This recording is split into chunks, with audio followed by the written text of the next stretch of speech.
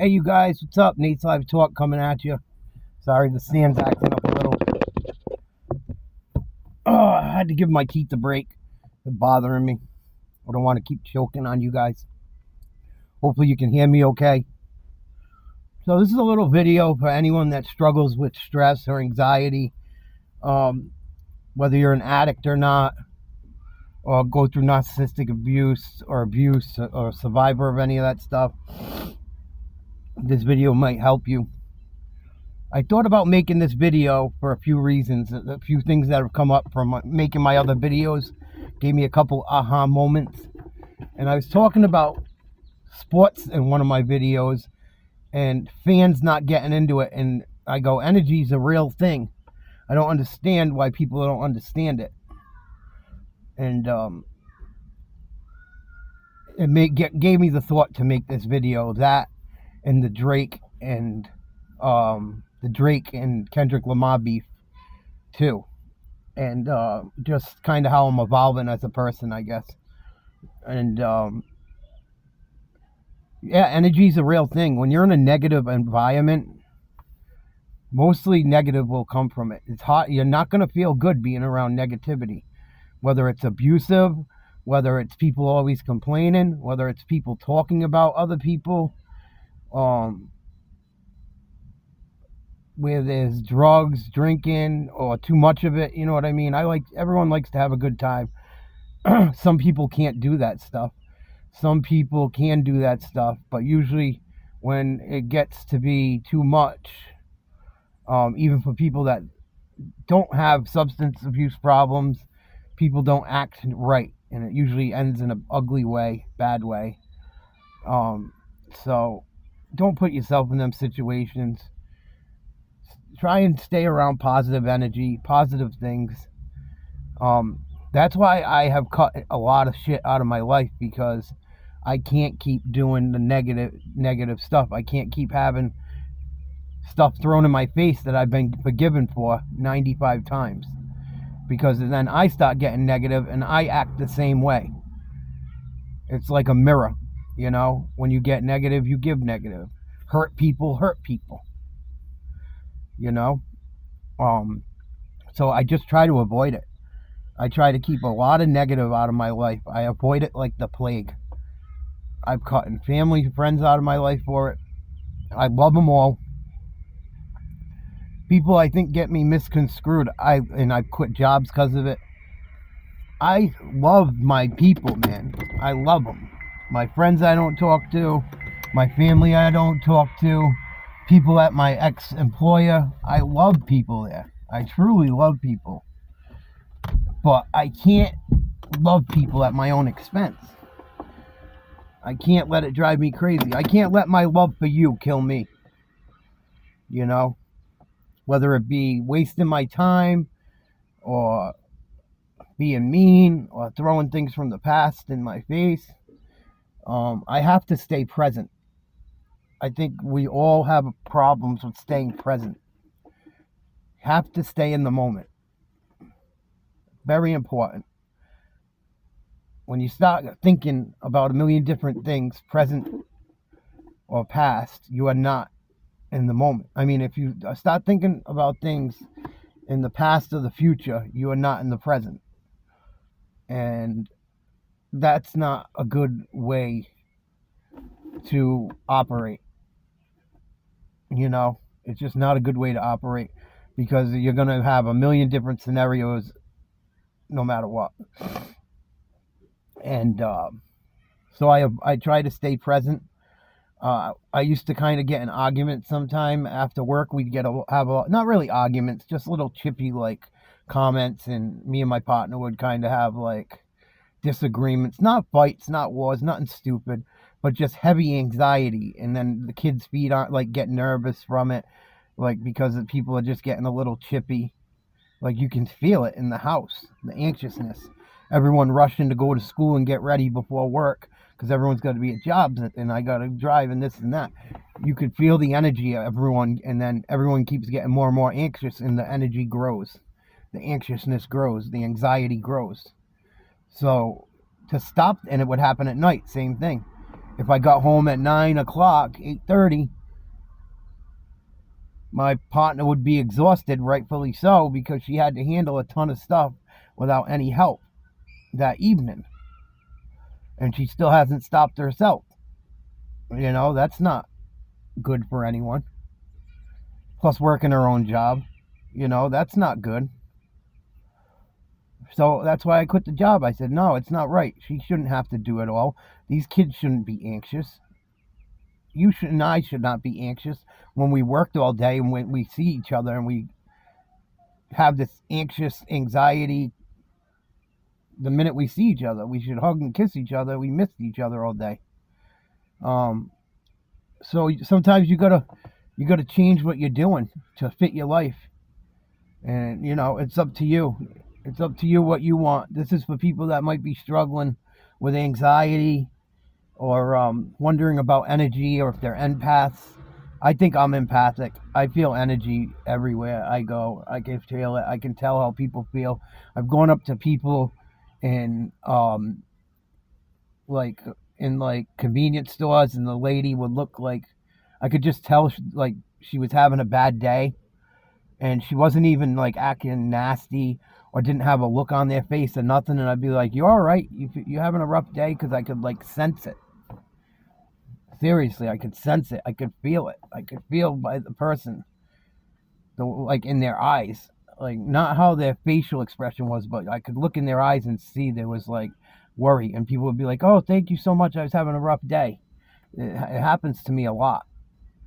And so I'm very careful about my energy, because I can feel the anxiety. I can feel the tingling on my skin.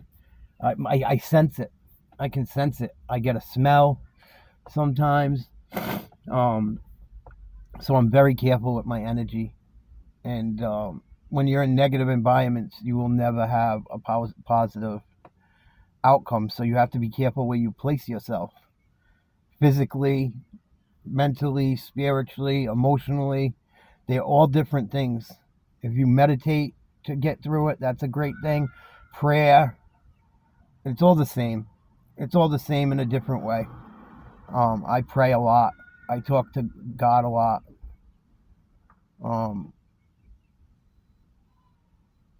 I take things a lot slower. I grew up in a house with yelling. Me and my partner do not yell. We really worked at it. Every now and again it happened. But now, like, since we've been really working at it and aware of it, since I left my last job, and we've been really conscious about it, the house is so much lighter. It's so much lighter. It's so nice. You can feel it throughout the house.